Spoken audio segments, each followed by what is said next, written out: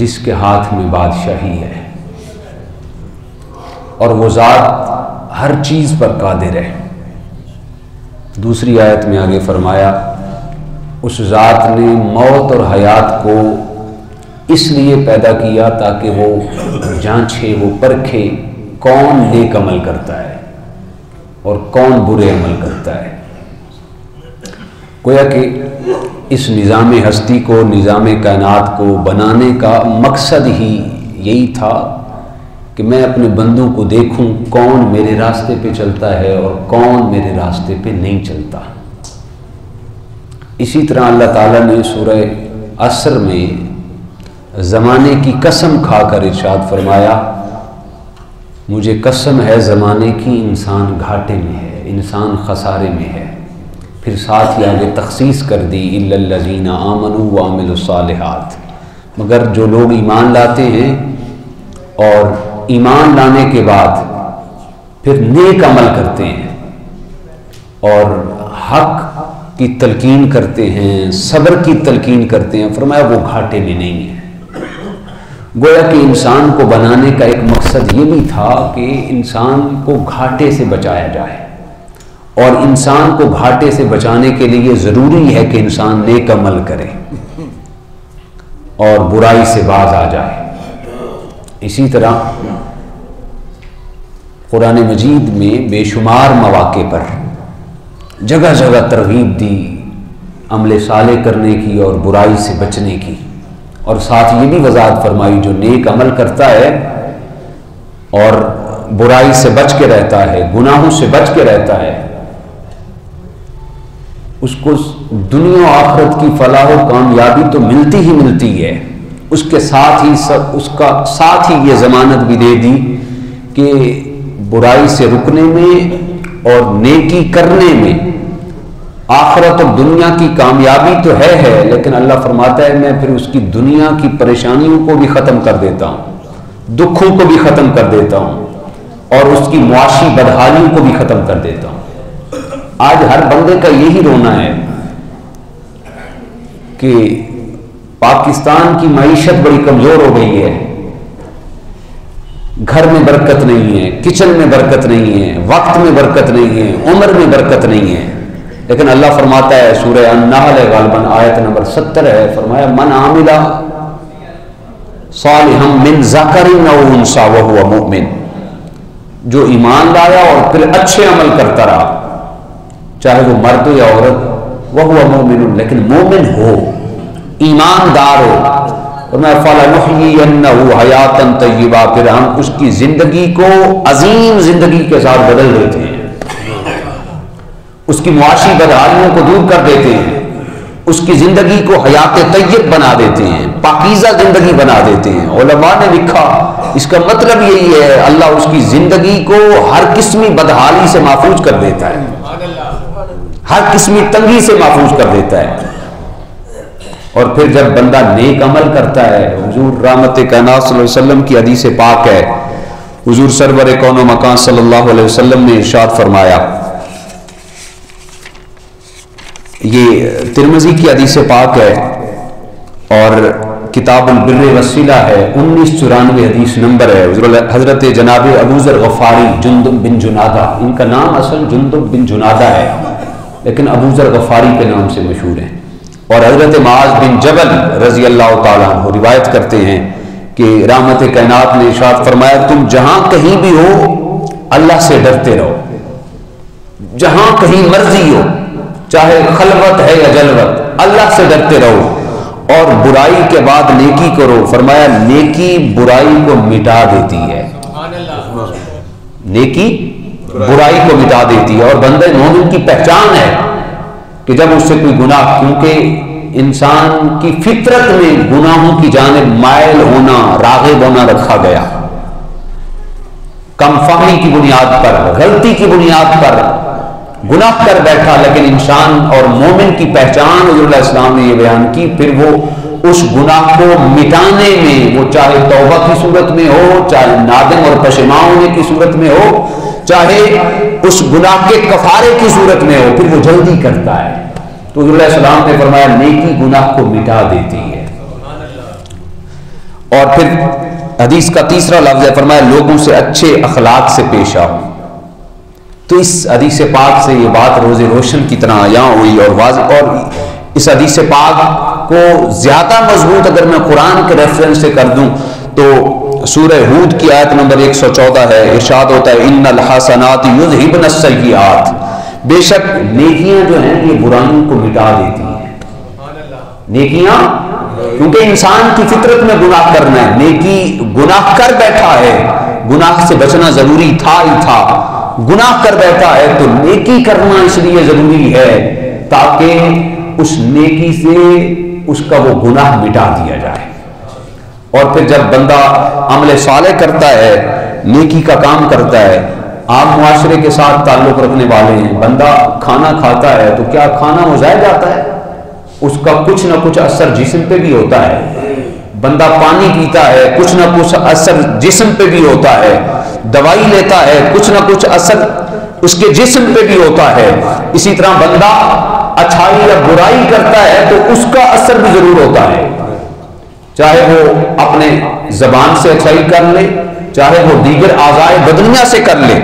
اور یہاں تک روایت میں آتا ہے صرف اس کی اچھائی کا اثر اس کی زندگی تک محدود نہیں رہتا، بلکہ اس کی اچھائی کا اثر اللہ 10 نسلوں تک اثر کو جاری و ساری رکھتا ہے۔ سبحان اللہ، 10 نسلوں تک اثر جاری و ساری رہتا ہے۔ حضرت صالح بن حسن رضی اللہ تعالیٰ عنہ، امام غزالی نے احیاء العلوم میں لکھا کہ حضرت صالح بن حسن فرمایا کرتے تھے جب انسان نیکی کرتا ہے تو نیکی کا اثر یہ ہوتا ہے انسان کے جسم میں طاقت پیدا ہوتی ہے۔ نیکی کرنا کیوں ضروری ہے؟ انسان کے جسم میں طاقت پیدا ہوتی ہے۔ اور پھر حضرت حسن بن صالح فرماتے نیکی سے جسم میں طاقت ہوتی ہے، دل میں نور پیدا ہوتا ہے۔ کدے لگے نہیں ادھر انسان کے جسم میں نیکی سے طاقت پیدا ہوتی ہے اور دل میں نور پیدا ہوتا ہے۔ اور حضرت حسن بن صالح فرماتے انسان کی آنکھوں میں روشنی پیدا ہوتی ہے نیکی کرنے سے۔ اور ساتھ ہی ارشاد فرماتے جو بندہ نیکی نہیں کرتا برائی کرتا ہے، اور فرماتے برائی سے انسان کے جسم میں کمزوری آتی ہے اور انسان کے دل میں اندھیرا آتا ہے اور انسان کی آنکھوں میں اندھا پن آ جاتا ہے۔ اور پھر جب بندہ نیکی کرتا ہے تو اس کا حضرت جناب کعب الاحبار فرماتے ہیں حضور علیہ السلام نے ارشاد فرمایا کہ اللہ فرماتا ہے کہ جو اولاد ہے یہ والدین کا قرض چکاتی ہے، والدین کا قرض اس انداز میں چکاتی ہے۔ حضرت کعب الاحبار فرماتے ہیں کہ اللہ فرماتا ہے بے شک میں فرما بردار شخص کی 10 نسلوں تک پر حفاظت کرتا ہوں۔ جو اولاد والد کے حسن عمل پہ ہوتی ہے 10 نسلوں تک اس کی حفاظت کی جاتی ہے۔ اللہ اکبر۔ پھر اللہ تعالیٰ جب بندہ نیک کام کرتا ہے برائی سے بچتا ہے تو اس کی زندگی کو کیسے خوبصورت بناتا ہے۔ اللہ اکبر۔ میں اس پر مشاہدہ کے لیے ایک واقعہ یہاں پہ کوٹ کرنا چاہتا ہوں۔ سمجھنے کے لیے یہ جو واقعات ہوتے ہیں یہ زیادہ افیکٹ کرتے ہیں سمجھانے پر اور سمجھنے کے لیے۔ آپ نے نام سنا ہے حضرت سیدنا حبیب اعظمی رضی اللہ تعالیٰ عنہ کا، بڑے اکابر اولیاء میں اور تابعی بزرگ تھے حضرت حبیب اعظمی۔ ڈائریکٹ حضرت خواجہ حسن بصری کے یہ مرید تھے، اور حضرت خواجہ حسن بصری ڈائریکٹ جناب مولا کائنات حضرت علی المرتضیٰ کے مرید اور شاگرد تھے۔ آپ بہت بڑے تاجر تھے حضرت حبیب اعظمی، کپڑے کا کام کرتے۔ اللہ اکبر۔ پھر کوئی ایسا موقع آیا کہ حضرت حسن بصری کے ہاتھ پہ یہ بیعت ہوئے اور یہ فارس سے ان کا تعلق تھا، بہت بڑے تاجر کی حیثیت سے زندگی گزارتے رہے، یہاں تک کہ ایک وقت آیا بوڑھے ہو گئے، ہاتھ کام کرنے کے قابل نہ رہے، پاؤں اور ٹانگیں کام کرنے کے قابل نہ رہی، جسم کے اندر کمزوری اور ضعیفیت اور توانائی ختم ہو گئی،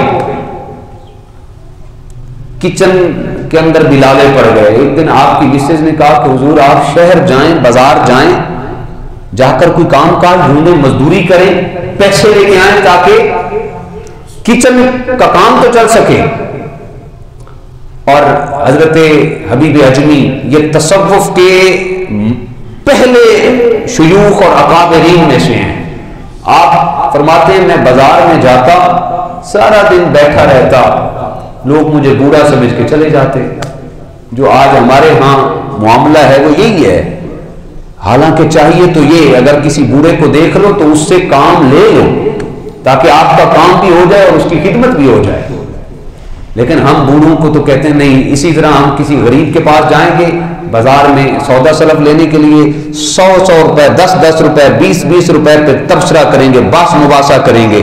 آپ چلے جائیں امتیاز سپر اسٹور پہ، رحیم اسٹور پہ، مجال ہے 10 سے مس ہو جائے، جتنے بولیں گے ٹک فوراً پیسے دیں گے۔ لیکن غریب کے ساتھ ہم 10 روپے کی بات کریں گے۔ کیا ہمارا معاشرہ اتنا کمزور ہو چکا ہے، اخلاقی ویلیوز اتنی گر چکی ہیں، اور پھر ہمارا بلڈ پریشر بھی غریبوں کے سامنے ہے ہی ہوتا ہے، وہ بھی بڑا سیاح ہے۔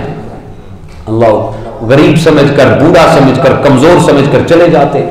حضرت حبیب اجمی رضی اللہ تعالیٰ عنہ ایک دن گئے، واپس آ گئے، دوسرے دن گئے، ظہر کی نماز تک بیٹھے رہ گئے۔ اندازہ کریں جو بندہ نیکی کرتا ہے، برائی سے بچتا ہے، پھر اللہ اس کی زندگی کو کیسا خوبصورت بناتا ہے۔ ظہر کی اذان کی آواز کانوں میں گونجی، صافہ اٹھایا اور کندھے پہ رکھا اور کہا اے حبیب، اے بندہ خدا، تجھے مردگان خدا تو مزدوری پہ نہیں رکھتے، چل اللہ کے گھر میں چل، اس کے گھر کی مزدوری کر۔ یہ صرف قاری صاحب کا کام نہیں ہے، یہ صرف مفتی صاحب کا کام نہیں ہے، اللہ کے گھر کی خدمت کرنا یہ ہر بندے پر فرض ہے، ہر بندے کی ضروری ہے، ہر بندے کی ذمہ داری ہے، چاہے وہ مسجد کا صدر ہے، چاہے وہ مسجد کا عام سے عام نمازی ہے۔ یہ سارے ہم خادم ہیں مسجد کے، اللہ کے گھر کے خادم۔ اس سے بڑا اعزاز کیا ہو سکتا ہے جس کو اللہ اپنے گھر کا خادم بنا دے۔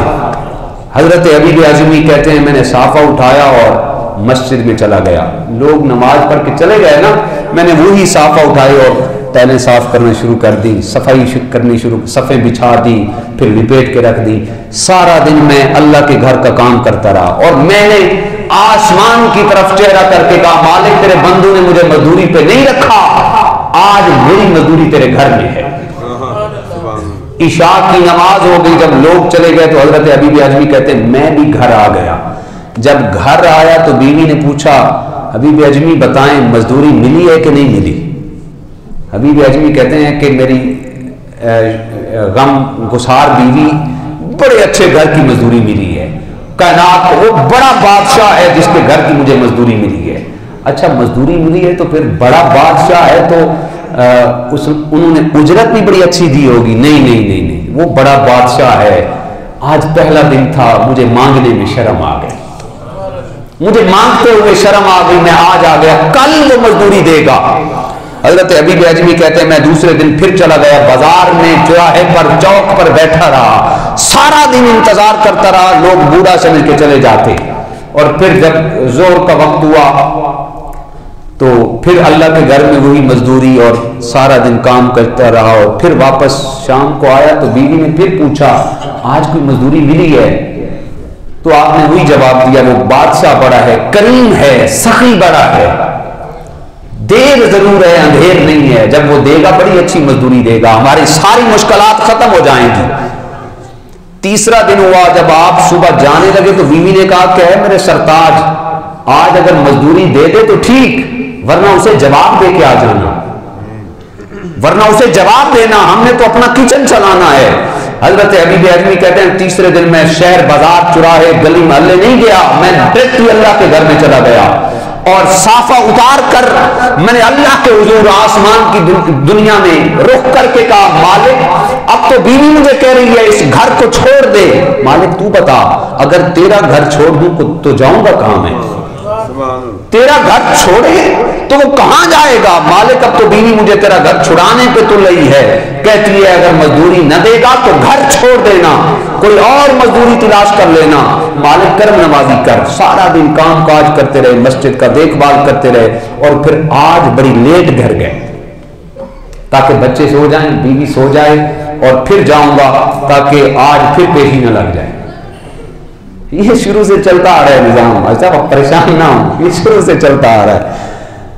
حضرت حبیب اعظمی دیر سے گھر آئے، دروازہ کھڑکایا تو دروازہ فوراً کھلا، آپ کی بیوی نے دروازہ کھولا تو آپ کہتے ہیں میں نے اس کے چہرے کی بشاشت کو محسوس کیا، اور میں نے کہا کہ آج خیر ہو، چہرہ اتنا حشاش بشاش. بیوی نے پوچھا میرے سرتاج آج آنے میں تاخیر ہو گئی، جلدی آئیں، میں نے کھانا آپ کے لیے بنا رکھا ہے، میں تو آپ کے انتظار میں تھی، کب آئیں گے اور کھانا اکٹھے کھائیں گے. آپ نے فرمایا کچن میں تو تھا کچھ نہیں، کھانا کہاں سے آیا؟ کہ حضور میں آپ کو کیا بتاؤں، بس عصر کا ٹائم تھا، دروازہ کھٹکا اور آواز آئی بہن تھوڑا سائڈ پہ ہو جائیں، ہم نے کچھ سامان اندر رکھنا ہے. میں نے پوچھا یہ سامان کہاں سے آیا ہے؟ تو باہر والوں نے جواب دیا جہاں تمہارا گھر والا مزدوری کرتا ہے اس گھر کے مالک نے ہمیں سامان دے کے بھیجا ہے. اس گھر کے مالک نے ہمیں سامان دے کے بھیجا ہے. پھر سرتاج کیا بتاؤں، آئیں تو صحیح ذرا دیکھیں، کچن سارے کو بھر دیا، ذرا یہ دیکھیں آپ کے کپڑے، میرے کپڑے، بچوں کے کپڑے، یہ بوری درہم و دینار سے بھری پڑی ہے. تو آپ نے پوچھا کہ وہ کہہ کیا گئے ہیں؟ تو آپ کی بیوی نے کہا حضور وہ جاتے ہوئے اتنا کہہ گئے ہیں، اے میری بہن جب آپ کے سرتاج واپس آئیں تو انہیں کہنا یہ گھر چھوڑے مت. آج اس گھر کے مالک کو اجرت دینے میں تاخیر ہو گئی ہے، یہ گھر نہ چھوڑے، آئندہ میں گواہی دیتا ہوں اجرت مانگنے سے پہلے تمہارے گھر میں پہنچ جایا کرے گی. من عامل صالحا من ذکر او انثی وهو مؤمن فلنحیینہ حیاتا طیبہ. جو عمل کرتا ہے، نیک عمل کرتا ہے، برائی سے باز آ جاتا ہے، برائی سے رک جاتا ہے. آپ جانتے ہیں ہمیں خیر امت کیوں بنایا گیا؟ کنتم خیر امت اخرجت للناس، کیوں؟ تأمرون بالمعروف وتنہون عن المنکر. ہم خیر امت ہیں ہی اس لیے تاکہ ہم نیکی کے کام کریں اور نیکی کا حکم دیں، برائی سے باز آ جائیں اور برائی سے باز رہنے کی تلقین کریں. لیکن کون سی برائی ہے جو آج میرے اور آپ میں نہ پائی جائے؟ ہر بندہ پریشان ہے، کہتے ہیں گناہ سے بچنے کی کوشش کرتا ہوں بس بچ نہیں پاتا، اچانک ہو جاتا ہے. آپ یہ ذہن میں رکھیں ایک نیکی دوسری نیکی کے کرنے کا سبب بنتی ہے. ایک نیکی کریں گے تو آٹومیٹک دل کرے گا دوسری نیکی بھی کروں، یعنی ایک نیکی دوسری نیکی کا راستہ کھولتی ہے، راستہ ہموار کرتی ہے. اسی طرح ایک گناہ دوسرے گناہ کی طرف لے جاتا ہے. واصف علی واصف جن کا وہ میرا خیال ہے مقبرہ قبر بھی ہے میانی قبرستان میں ہے، ان سے پوچھا گیا، تھے شاعر بڑے اللہ لوگ شاعر تھے اور صوفی بزرگ تھے، ان سے پوچھا گیا کہ نیکی کے قبول ہونے کی علامت کیا ہے؟ تو انہوں نے بڑا خوبصورت جواب دیا، کہنے لگے اگر ایک نیکی جو پہلے کی ہے وہ نیکی ادائیگی کے بعد آپ کا دل کرے دوسری نیکی کرنے کے لیے تو سمجھ لو اللہ نے پہلی نیکی قبول کر لی ہے. پہلی نیکی قبول ہے تو دوسری. اب بندہ نماز ظہر پڑھ کے جا رہا ہے، اس کا دل مسجد میں اٹکا ہوا ہے، کب عصر کی اذان ہوتی ہے میں عصر کی نماز ادا کروں. ہر بندے کا آج رونا ہے کہ، اور یہ پرابلم ہے ہمارے پاکستان نہیں پوری دنیا کا، ہر بندہ کہتا ہے رمضان کا مہینہ ہے، رمضان میں شیطان قید ہیں فلاں اور فلاں، لیکن ہر بندہ چغل خوری کر رہا ہے، غیبت کر رہا ہے، کم ناپتول اسی انداز میں چل رہی ہے، مہنگائی اسی طرح رمضان میں فل زور و شور پہ ہے. حضرت حبیب حضرت ابراہیم بن آدم رضی اللہ تعالیٰ عنہ بڑے اکابر اولیاء میں آپ کا شمار ہوتا ہے. آپ کی مجلس لگی تھی تو ایک شخص آیا، اس نے آ کے عرض کی حضور میں گناہ نہیں کرنا چاہتا، گناہوں سے توبہ کرنا چاہتا ہوں، بدی سے توبہ کرنا چاہتا ہوں، نیکی کے کام کرنا چاہتا ہوں، لیکن میں رک نہیں پاتا. آپ مجھے کوئی نسخہ دیں، آپ مجھے کوئی تجویز کریں، کوئی چیز جس سے میں گناہوں سے باز آ جاؤں، نیکی کرنا شروع کر دوں. تو آپ نے فرمایا تمہارے لیے 5 نصیحتیں ہیں. کتنی نصیحتیں؟ 5 نصیحتیں. اس نے عرض کی حضور فرمائیں کون سی نصیحتیں؟ آپ نے فرمایا تم جس انداز میں برائی کرنا چاہتے ہو کرو، میں تمہیں نہیں کہتا، میں تمہیں نہیں روکتا، برائی کرو، لیکن پہلی نصیحت میری یہ ہے کہ اگر تم نے برائی کرنی ہے تو اس ذات کا رزق کھانا چھوڑ دے. برائی جس طرح مرضی کر لیکن اس ذات کا رزق کھانا چھوڑ دے. اس نے عرض کی حضور یہ کیسے ہو سکتا ہے؟ اس کے علاوہ تو کوئی رزق دیتا ہی نہیں، صبح سے لے کر شام تک اور پورے 24 گھنٹے اسی ذات کے رزق ہم کھاتے پیتے ہیں. انہوں نے کہا قال اللہ حضور یہ میں نہیں کر سکتا، آپ دوسری نصیحت کریں. آپ نے فرمایا اگر گناہ کرنا ہی ہے، بدی کرنی ہے تو کر، لیکن ایک نصیحت اگر پہلی عمل نہیں کر سکتا تو اس پہ عمل کر لے، اس کی زمین پہ گناہ نہ کر. اس کے ملک سے باہر نکل جا، اس کی زمین سے باہر نکل جا، جہاں اس کی ملکیت نہ ہو وہاں پہ جا کے گناہ کر۔ اس نے عرض کی حضور یہ کیسے ہو سکتا ہے؟ مشرق سے لے کر مغرب تک، شمال سے لے کر جنوب تک، ساری کائنات کے ذرے ذرے کا وہ بادشاہ ہے، وہ مالک ہے، ایسا تو ہو ہی نہیں سکتا۔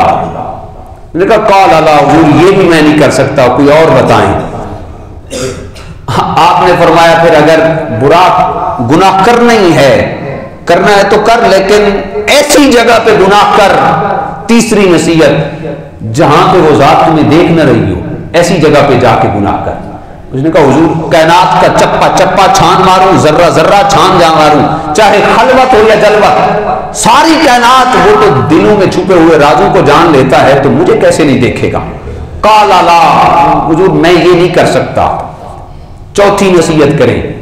آپ نے فرمایا پھر جب موت کا فرشتہ روح قبض کرنے آئے تو اس سے تھوڑی دیر مہلت لے لینا، کہ تھوڑی دیر رک جا، مجھے توبہ کر لینے دے، مجھے عبادت کر لینے دے، پھر بعد میں روح قبض کرنا۔ اس نے کہا حضور موت کا وقت تو مقرر ہے، کل نفس ذائقۃ الموت، ٹائم مقرر ہے، 1 منٹ نہ پہلے نہ بعد میں نہ تاخیر سے۔ تو اس نے کہا قال اللہ، حضور یہ بھی نہیں ہو سکتا۔ آپ نے فرمایا پھر کل قیامت کے دن جب اللہ تمہارے لیے فیصلہ فرما دے نا، اسے گھسیٹ کر فرشتوں جہنم میں ڈال دو، پھر فرشتوں کے آگے اکڑ جانا اور کہنا رک جاؤ میں اللہ سے معافی مانگتا ہوں۔ کہنا حضور فرشتوں کے سامنے میں اکڑوں، یہ کیسے ہو سکتا ہے؟ آپ نے فرمایا بدبخت اگر یہ 5 چیزیں نہیں کرتا تو پھر گناہ ہی چھوڑ دے۔ اس نے کہا اللہم انی استغفرک واتوب الیک، آپ گواہ ہو جائیں میں اللہ کے حضور ابھی استغفار کرتا ہوں اور اس کے حضور توبہ کرتا ہوں اور رجوع کرتا ہوں اور آپ کے ہاتھ پہ بیعت ہوتا ہوں۔ تو آج اس زاویے کے ساتھ، اس حیثیت بدقسمتی سے میں اور آپ گناہ کے ساتھ جینا چاہتے ہیں۔ ہم کہتے ہیں کہ یہ گناہ ہے، اور ہم عمومی طور پر مسجد میں بھی ایسے لوگوں کو ایسے گھور گھور کے دیکھتے ہیں، کل یہ تو بازار میں یہ فلاں فلاں کام کر رہا تھا، یہ شراب پی رہا تھا، یہ جوا کھیل رہا تھا، یہ فلاں کر رہا تھا، آج مسجد میں ہے۔ تو ہم چاہتے ہیں کہ اگر وہ گناہ کا کام کرتا ہے تو وہ مسجد نہ آئے، ہم اس کو مسجد میں دیکھنا پسند نہیں کرتے۔ کل میں نے اس کو دیکھا تھا فلاں اس قسم کے لباس پہنا ہوا تھا، یہ فلاں گانا باجا کر رہا تھا، آج یہ مسجد ہے نہیں۔ ہم گناہ کے ساتھ، اب اندازہ کریں حضور رحمت کائنات صلی اللہ علیہ وسلم کی سیرت کتنی اعلیٰ، کتنی عرفہ، کتنی پاکیزہ۔ البدایہ والنہایہ کے اندر حضور کی بارگاہ میں ایک شخص حاضر ہوا، اس نے عرض کی یا رسول اللہ میں کلمہ پڑھنا چاہتا ہوں، اسلام لانا چاہتا ہوں۔ حضور علیہ السلام نے فرمایا مجھے خوشی ہے، کلمہ پڑھو مسلمان ہو جاؤ۔ اس نے عرض کی حضور لیکن کچھ گناہ میرے ایسے ہیں، کچھ عمل ایسے ہیں جو مجھ سے چھوٹ نہیں سکتے۔ حضور علیہ السلام نے فرمایا کون سے عمل کرتے ہو؟ اس نے عرض کی حضور میں اے محمد بن عبداللہ میں کلمہ پڑھنا چاہتا ہوں لیکن یہ گناہ نہیں چھوڑ سکتا، میری عادت بن گئی ہے۔ فرمایا کون سے گناہ ہیں؟ اس نے کہا میں چوری کا عادی ہوں۔ حضور علیہ السلام نے فرمایا اور؟ اس نے کہا حضور اے محمد بن عبداللہ میں شراب کا بھی عادی ہوں، شراب کے بغیر ایک لمحہ نہیں گزار سکتا۔ حضور علیہ السلام نے فرمایا اور؟ اس نے کہا بدکاری کا بھی عادی ہوں۔ حضور علیہ السلام نے فرمایا اور کیا کرتا ہے؟ اس نے عرض کی جھوٹ کا بھی عادی ہوں، جھوٹ بولتا ہوں۔ رحمت کائنات صلی اللہ علیہ وسلم نے فرمایا تم ایک چیز کو چھوڑنے کا میرے ساتھ وعدہ کر دو اور کلمہ پڑھ لو مسلمان ہو جاؤ، ایک چیز کا وعدہ کر دو، باقی جس طرح کرنی ہے کرتے رہو۔ میں نے کہا نا ایک نیکی دوسری نیکی کرنے کا سبب ہے۔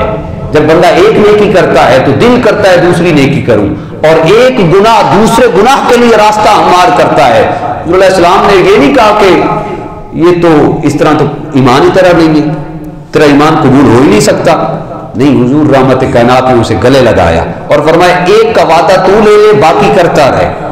حضور علیہ السلام نے فرمایا مجھ سے وعدہ کر آج کے بعد جھوٹ نہیں بولے گا۔ نے کہا حضور وعدہ کرتا ہوں جھوٹ نہیں بولوں گا۔ آپ نے فرمایا جا پھر۔ وہ نوجوان حضور علیہ السلام کی دہلیز سے باہر گیا، راستے میں تھا، ابھی جا رہا تھا، راستے میں دیکھا ایک کالی شان قیمتی چیز پڑی ہوئی تھی، اسے اٹھانے لگا۔ جو ہی ہاتھ قریب کیا تو ذہن میں خیال آیا اگر کسی نے دیکھ لیا اور پوچھ لیا یہ کس کا ہے تو میں اگر کہوں گا میرا ہے تو یہ تو جھوٹ ہو جائے گا، اور میں اللہ کے نبی سے وعدہ کر کے آیا ہوں جھوٹ نہیں بولوں گا، اور لوگ مجھے کیا کہیں گے یہ حضور کا صحابی ہے، حضور کا غلام ہے اور پھر جھوٹ بولتا ہے۔ اس نے وہ چیز وہیں پہ چھوڑ دی۔ ایک وعدہ کر کے آیا تھا دوسری سے بھی محفوظ ہو گیا، گھر آیا، بیوی نے استقبال کیا، بڑا عالیشان استقبال، اور جب یہ گھر آتا اس کا آرڈر تھا میرے آنے سے پہلے شراب پیش کیا جائے۔ جب سامنے شراب آیا، بیڈ روم میں گیا، سامنے شراب پڑا تھا، دل کیا ڈھکن کھولا، پینے لگا تھا، ذہن میں خیال آیا تھوڑی دیر کے بعد جب گھر سے باہر جاؤں گا اگر کوئی حضور کا غلام مل گیا تو میرے منہ سے سمیل آئے گی، اگر اس نے پوچھ لیا کہ حضور کا غلام ہو کر شراب پیتا ہے تو کیا کہوں گا؟ جھوٹ بولوں گا۔ وعدہ کر کے آیا ہوں جھوٹ نہیں بولنا۔ شراب کو بھی اسی جگہ پہ چھوڑ دیا۔ تیسرا، بدکاری کا عادی تھا، رات کو نکل جاتا گھر سے باہر، اپنے معمول کے مطابق گیا، اور پھر جب اپنے مکان پہ پہنچا تو پھر وہی نیت کے ساتھ کہ حضور کے کسی شخص نے، کسی صحابی نے دیکھ لیا تو پھر جھوٹ بولنا پڑے گا، اس جگہ سے بھی فوراً واپس آ گیا۔ دوسرا دن ہوا، تہجد کی نماز کا ٹائم تھا، ابھی چند صحابہ مسجد میں آئے ہوئے تھے، یہ پہلے ہی پہنچ گیا اور دروازے میں بیٹھ گیا۔ سارے صحابہ نماز کے بعد حضور رحمت کائنات کی مجلس میں حضور سے طرح طرح کے سوال کر رہے تھے، لیکن یہ بیٹھا وہ کونے کے اندر صرف حضور رحمت کائنات کو بس دیکھ ہی جا رہا تھا۔ جب سارے لوگ چلے گئے، جناب حضرت ابوبکر صدیق قریب گئے اور پوچھا، ہے بندہ خدا صرف حضور کو دیکھتا رہے گا یا کچھ پوچھے گا بھی صحیح؟ تو عرض کرنے لگے، میں کیا پوچھوں، میں تو اس حکمت والے رسول کے چہرے کو دیکھ رہا ہوں جن کی ایک بات پہ عمل کرنے سے اللہ ہر قسمی آفت سے محفوظ کر لیتا ہے۔ سبحان اللہ۔ میں تو اس حکمت والے رسول کے صرف چہرے کو دیکھتا ہوں۔ تو حضور رحمت کائنات صلی اللہ علیہ وسلم نے ہر بندے کو اپنے قریب کیا، سینے سے لگایا، کوئی ایک عیب ہے تو اس کو دھتکارو مت، قریب کرو، قریب کرو گے، ایک نیکی کرے گا تو وہی ایک نیکی اس کے دل کے اندر دوسری نیکی کرنے کا جذبہ پیدا کر دے گی۔ یہ نہ سوچو کہ یہ تو فلاں ہے، یہ فلاں ہے، یہ فلاں ہے، اس کو مسجد میں نہیں آنا چاہیے، اس کو ہمارے گھر میں نہیں آنا چاہیے، اس کو فلاں نہیں کرنا چاہیے، اس کو فلاں نہیں کرنا، نہیں، لوگوں کو قریب کرو۔ یہ حضور رحمت کائنات کا بھی اسوہ ہے اور آج کے اس دور کا تقاضا بھی یہی ہے۔ اس لیے نیکی کرنا ضروری ہے، اس لیے گناہ سے بچنا ضروری ہے۔ جب تم برائی کر لیتے ہو، انسان کے تقاضے میں ہے، تو فرمایا نیکی کرو، نیکی گناہ کو مٹا دیتی ہے۔ اور ہمیں خیر امت بھی اس لیے بنایا گیا تاکہ ہم نیکی کے کام کریں اور برائی سے باز رہ کر برائی سے روکنے کی کوشش کریں۔ اللہ ہماری حاضری کو قبول فرمائے۔ اس جمعۃ یوم سعید کا یہ پیغام اور میسج ہے کہ جہاں تک ممکن ہو، اگر چھوٹی سی نیکی کر سکتے ہو تو اس کو بھی ضائع نہ جانے دیں۔ ہم عمومی طور پر چھوٹی چھوٹی نیکیوں کو نا چھوٹا سمجھ کر اس کو چھوڑ دیتے ہیں، اگنور کر دیتے ہیں، جبکہ ان کو اگنور نہیں کرنا چاہیے۔ اللہ جب بخشنے پہ آتا ہے تو چھوٹی چھوٹی نیکی کے صدقے بخش دیتا ہے، اور جب پکڑنے پہ آتا ہے، چھوٹا سا معمولی سا جرم ہوتا ہے، اللہ اس پہ بھی پکڑ لیتا ہے۔